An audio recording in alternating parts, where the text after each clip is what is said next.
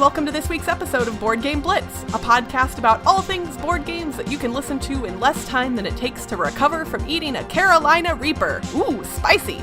This week we'll be talking about games we've played recently, including 18xx games, Seasons, and Awesome Kingdom. We discuss an accessory that will help you stay cool when playing hot games, and we discuss a few hot games that we like.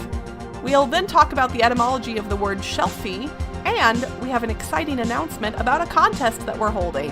And now, here are your hosts, Ambie, Cassadi, and me, Crystal.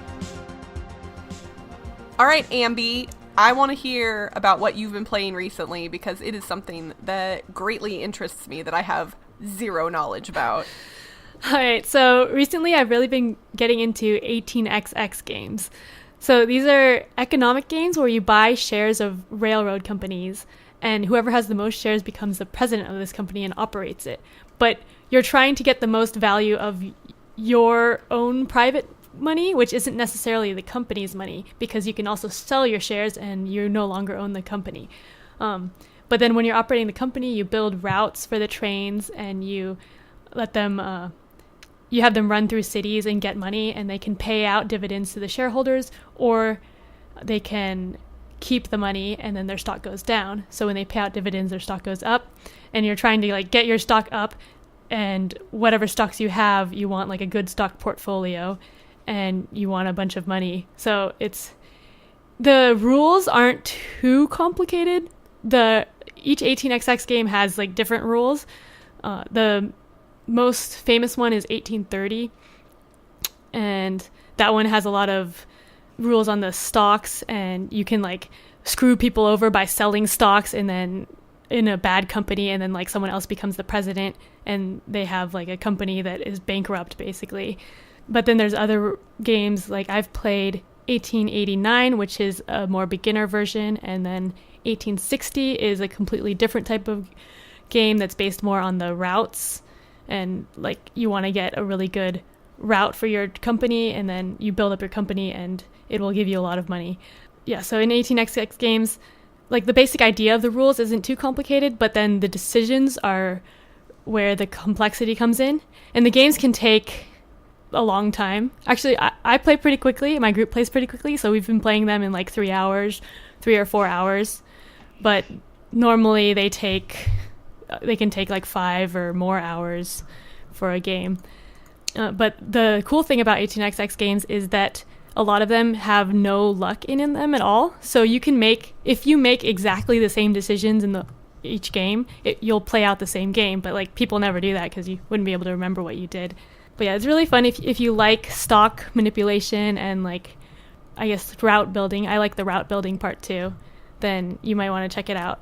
Okay, so I tend to shy away from economic games for the most part.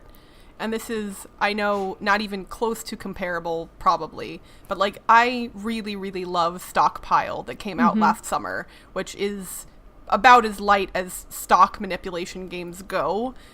If I like something like Stockpile, and I'm okay playing some heavier games, how do you think...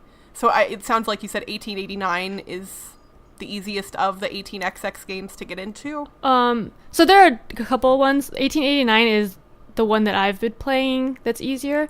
There's also 1846, I think. I haven't played that yet, but I think it actually was just reprinted.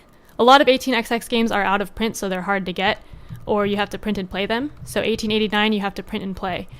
And my friend did that, so we've been using his copy. And so it's easier to get into because it's a smaller map, so it's a shorter game, and the rules aren't super complicated. So in 1860, the rules are more complicated than 1889 or 1830.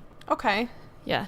But then, so in Stockpile, you don't really get to choose which stocks you're buying, right? You get, whatever is shown in the... You bid on which pile, but, the piles you don't really choose. So, right. In 18xx, you choose specifically which stocks you're buying. So it's I'm going to buy this stock, and whoever buys it first sets the price of the stock. So it's a lot more deliberate stock buying. Okay, cool.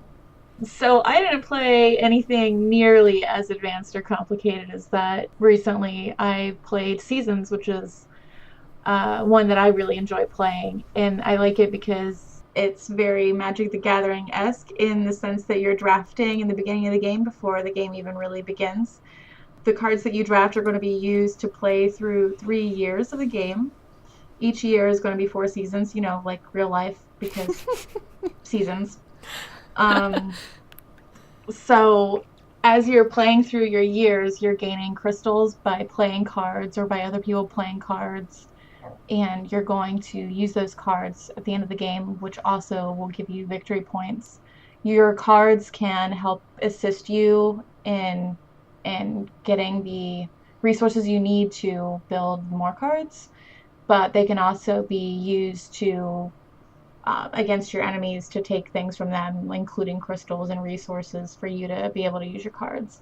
So everybody's sort of drafting in the beginning, playing cards, taking turns. My favorite part of the game, though, is that you're rolling dice at the beginning of each turn to see, or at the beginning of each round, to see who will be, or to see what sorts of resources you'll be getting and how many places you'll go up towards the next season. So it's really interesting because it involves the drafting aspect that I really like of Magic the Gathering, but also the randomness of the die rolls each round. So it's interesting. I really enjoy it.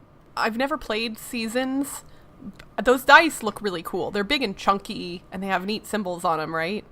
Yeah, so they're big and chunky, and there's 5 different die for each season. So they're color-coded depending on the season, and you get resources based off of which season you're in. So in winter, you're not going to be able to get any of the, green, the grass resource, because it's winter. So you sort of have to play to that, too, in knowing which resources you're going to need for your cards. It's funny, I actually kind of get frustrated when people play this game near me, only because they say the word crystals a lot, and if I'm playing another game and I'm not really paying attention, I'll hear my name and I'll be like, what? Oh, nope, never mind. Literally on Thursday, a group was playing this game at a table next to the table I was playing at, and I, no less than 6 times, was like, huh? Oh, okay, never mind. That sounds awful. Yeah. It's all right. I like my name. I'll suffer through. So while Seasons was being played at a table near me, but not by you because you're across the country, I got suckered in to a game that I truthfully was not super keen on, but the guy who brought it was very enthusiastic, and so I was like, you know what? Yeah, let's try it. And that was Awesome Kingdom. I have a theory regarding the name of this game, which I will get to in a little bit. In Awesome Kingdom, it's a light dungeon crawling game where all of the players, it's by IDW Games, it was released last year, 2015, plays with up to, I believe, 4 players. Everyone is a explorer in a dungeon. You get to choose one of 8 characters that all have mildly amusing names, such as Paladude. And each character has their own unique ability. Some of them are more helpful than others.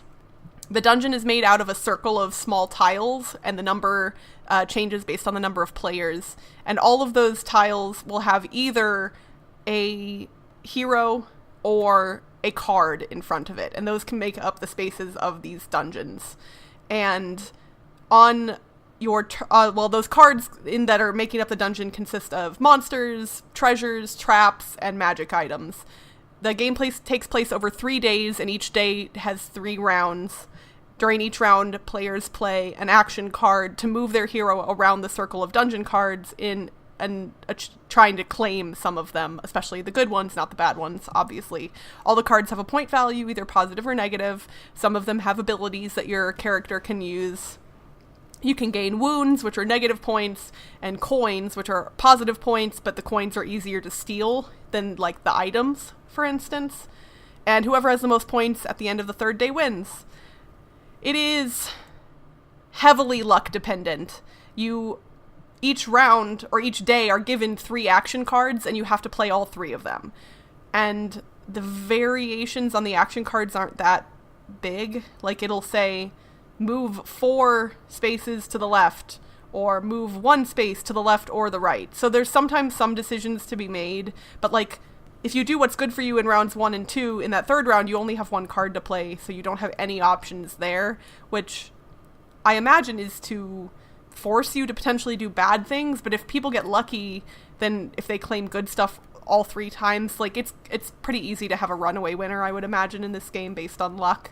I actually ended up winning the game because of a card that I picked up that gave me the ability at the end of the game, for every character who had more points than me, that was above me, I gained 3 extra points. And the final scores before that card came into play were, I had 19, someone had 20, and someone had 23. So I gained 6 points as a result of that card and won, and it felt really cheap. This, as far as light games go, like dungeon crawling games, this isn't bad, but if I want to play a light dungeon crawling game, there are other games that I would rather go to, like Welcome to the Dungeon, for instance, or even Rumble in the Dungeon, which are both also light, both with a dungeon crawling theme, but just more enjoyable overall for me. So getting back to that theory I was mentioning earlier, I'm a marketing copywriter by day, and I always operate off of the the theory that if you have to say something, it is often not true. So when I heard the name of this game was Awesome Kingdom, I was like, well, let's see how awesome it actually is. And while it is not Horrible Kingdom by any means, I would say that a more accurate name for this game would probably be Mediocre Kingdom. Like, it's quick. It's enjoyable. It would be easy to teach to kids. Like, if you wanted a dungeon crawling game that was good for people who don't game often or younger kids, this, I think, would work well. So, and it's cheap. I think you can get it on Amazon for $15 or $20. I'm not sure what MSRP is, but for that price, it's really not bad. I was not a huge fan, but it's not a bad game. It's just simple, and there's a lot of randomness and luck in it. So if you like stuff like that, check out Awesome Kingdom. So when things are heating up in your game day, or it's hot outside, an easy way to cool off is with a beverage. So we're gonna, for our Accessory of the Week segment, talk about things that help you enjoy that beverage a little more easily or a little more safely while gaming.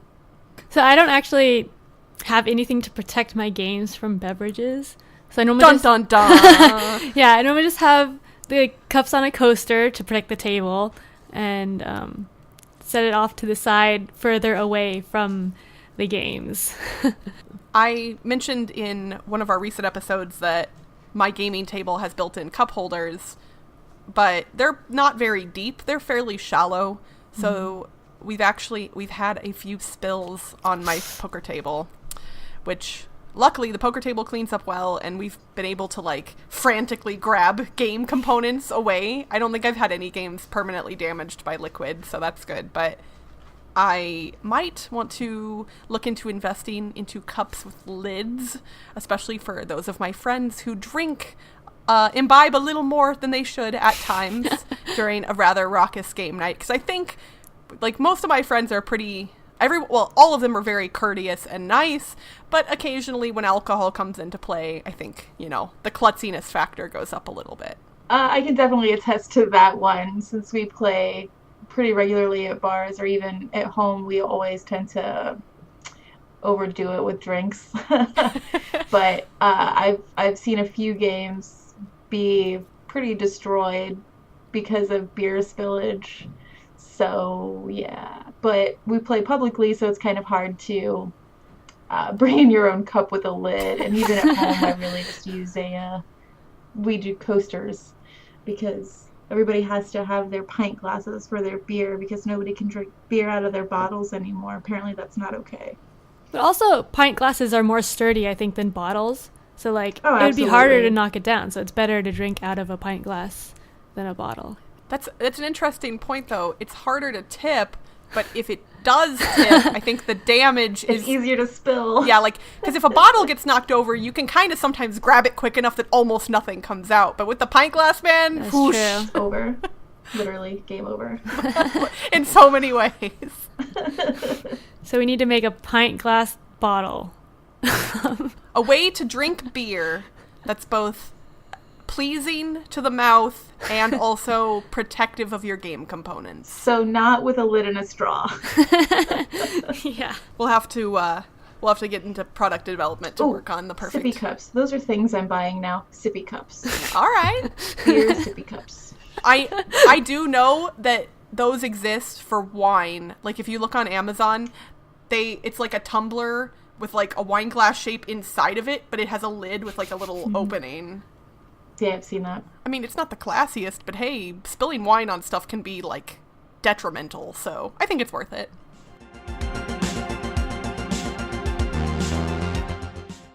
So our theme this week is hot, and we could take that in a few different directions. There are a few games that I think fit in with that theme for a number of different reasons. One that I own that I like quite a bit is Flashpoint, which is a cooperative game where you and all of the other players are firefighters attempting to put out a fire in a location and rescue survivors from the building before it collapses. And it's very thematic and it's a lot of fun. As far as co-op games go, it's one of my favorites. So it's definitely, and there's a lot of pressure there as far as the fire continues to build and grow, and sometimes it's just kind of really stressful, but I enjoy it quite a bit. The one that comes to mind for me is Forbidden Desert, because, desert and sand and that sun beating down, it really gets to you after a while, right? So again, it's another co-op though. So apparently we like to burn together. We do. So I say I live in the desert, so I kind of feel like I'm living that board game on a daily basis, just walking from. So never play it. Just never play it. There's no reason. Walking from my car to the building where I work, like it's not a short jaunt because parking at my office is very limited, and when it's 115 degrees outside, yeah, it feels like the sun's beating down for sure. Wow. Take that extra canteen of water. Right? Yeah, and then hot can also mean spicy hot, if you want to go in that direction. Taking it somewhere else. Yeah. So there's a game called Scoville, which is about growing your own peppers. So the spicy food pepper type. And so you're like a farmer and you're making different colored peppers, and you can combine different colored peppers to make more different colors. So you start with red, blue, and yellow, and then you can combine red and blue to make a purple. Then there's a bunch of different combinations. It's a whole chart, but it's kind of interesting. There's a board with little pepper shapes cut out where your farmer walks around and puts your peppers down, and then you gather them and you try to get combinations of peppers to sell. So if you like spicy theme, then Scoville. I don't actually like spicy food, but maybe that would be a way to trick somebody who likes spicy food into playing a board game. Yeah. Hey, here's a game about spicy food. We know you want to play. There's some other games that I know of that would also be considered hot, but that I haven't played, at least not recently. I know there's the classic nostalgia fix of Fireball Island, which basically has a giant volcano in the middle of the board, but it's essentially a roll and move game, so it's not really up to snuff with a lot of the modern board games, but I know since a lot of modern board gamers played it as a kid, that nostalgia factor plays in pretty high, so I think a lot of people still seek that game out, on eBay or whatnot. Oh, and then another game with the giant volcano is the Downfall of Pompeii. So there's a big volcano and lava comes out. Well, not actually, but you're Dude, simulating. That would be amazing. Yeah, you have baking soda and vinegar and vinegar. Yeah. Red food coloring. Yeah, we're going back to second grade science projects here. Yeah, but so you're trying to get all of your citizens out of the city, but then make other people's citizens get eaten by the volcano, and that you actually throw the meeples into the volcano. So that's kind of fun. Anytime we get to do horrible things to meeples, that's a good day. So actually physically hurting meeples. Here you go, into the volcano. We're meeple sadists here at Board Game Blitz. What can we say? Let's just play a giant game of Rampage. There you go. Oh man, has somebody made a big version of that No, game? that would be amazing. Life size. Rampage. How is, I know this is, screw the theme. Why, we need to make a giant version of Rampage. I think there's a movie about Hard that. for me to make all of those giant meeples. Okay, so that kind of is thematic, though, because, like, there's dragons, and I feel like when you're doing the thing where you put your chin on top of them and blow, that's kind of like them breathing fire, so that's hot. I think it applies. I think it's a stretch. You have to give it to me.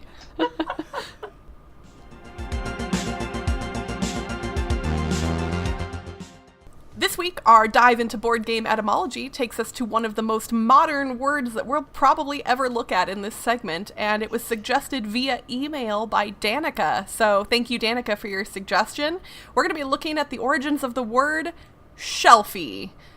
Anyone who frequents board game forums online has likely seen quite a few shelfies, that is, pictures of game collections, often housed on bookshelves. Shelfie combines the words shelf and selfie. It seems that we as board gamers have kind of appropriated that word for ourselves, but it actually seems like bookworms had it first. The trend of taking pictures of collections of books started a number of years ago. The first instance of the word shelfie that I could find online officially, the word itself, was from November of 2013, which is on the Open Dictionary section of the Macmillan Online Dictionary. And that fits because I believe in 2013, selfie was added to the Oxford English Dictionary, and it was one of their, I don't know what they call it, the words of the year. So it seems like it would make sense for shelfie to kind of come about in that same time period, since that's when selfie was formally recognized. Modern words like selfie and shelfie can induce some eye rolls in people, I know, but it seems like a shelfie, whether you're taking a picture of your books or your board games, it can be a really interesting way to give like-minded people a snapshot of who you are as a person, or as a gamer, or as a reader. It's an easy way to connect with people, because if you look at someone else's shelfie and see they own a lot of the same games you do, it's an instant point of connection. And it's the same thing with books. If you see books that you love on someone else's shelf, it's an easy way to start a conversation. So as much as the word shelfie is a little bit odd and funny, I think that the concept is actually really cool, and it's an easy way for board gamers to get to know one another. And I will post a picture of my very own shelfie on our Facebook page and in our Board Game Geek Guild, so you can analyze my personal collection. And I know Ambie is getting ready for a move, so I don't know if she has a good shelfie, but Cassadi, I can put one up. if either one of you, yeah, like, Totally. we can show off our shelfies, and we invite our listeners, if you guys have a shelfie that you'd like to share with us, when we start that thread on Board Game Geek, please feel free to reply with your own shelfie, and maybe we'll find some common interests that we didn't know were there. I'll post mine in September when I move. Perfect.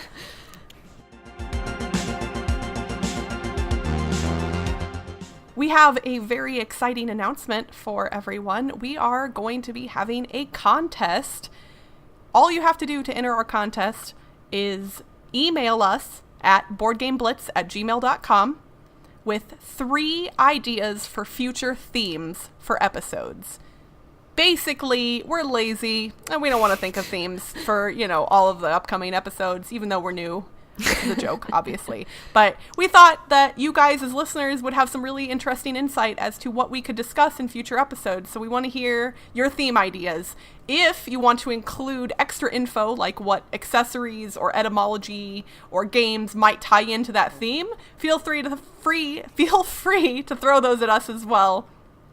But all you have to do is 3 theme ideas emailed to us, and then you need to either like our Facebook page, which if you search Board Game Blitz on Facebook, you should be able to find us. There's also links on our website, boardgameblitz.com, or join our Board Game Geek Guild, which, again, links to that are in the show description on our website, etc., etc. So email us 3 theme ideas, and either like us on Facebook or join our Board Game Geek Guild. And, okay, so you want to know what you're going to win, right? Is that important? I think that's maybe slightly important. we are going to be giving away a copy of the brand new Codenames Pictures. It is going to be one of the hottest games at Gen Con, for sure. We already know. So if you're looking for a copy of that game to add to your collection, make sure you enter our contest. The contest entries are due by August 25th. That is when we will be shutting down the contest, and we will announce the winner during our episode that will air on September 1st. So you've got a little bit of time to get those entries in, and we are looking forward to seeing all of your ideas for future themes. And that's it for this week's Board Game Blitz. Visit our website, www.boardgameblitz.com, to get links to all our social media pages, including our Facebook, Twitter, and Board Game Geek Guild. Have suggestions or comments about the show? Shoot us an email at boardgameblitz@gmail.com. Until next time, 1 Blitz, 2 Blitz, Red Blitz, Blue Blitz. Bye, everyone! Bye!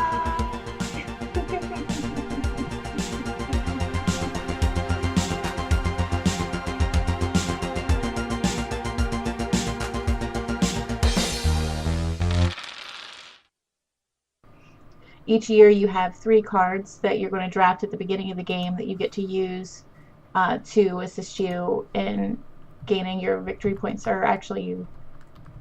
Oh man, how did I forget how you win this game? So the victory points are on the cards themselves, the ones that you're playing, and I think that's it. Seriously, how did I just forget that, guys? I played this game a million times. So... Yeah, so Seasons is one of my favorite games, and I totally forgot how you score points to win the game. You can start over if you want.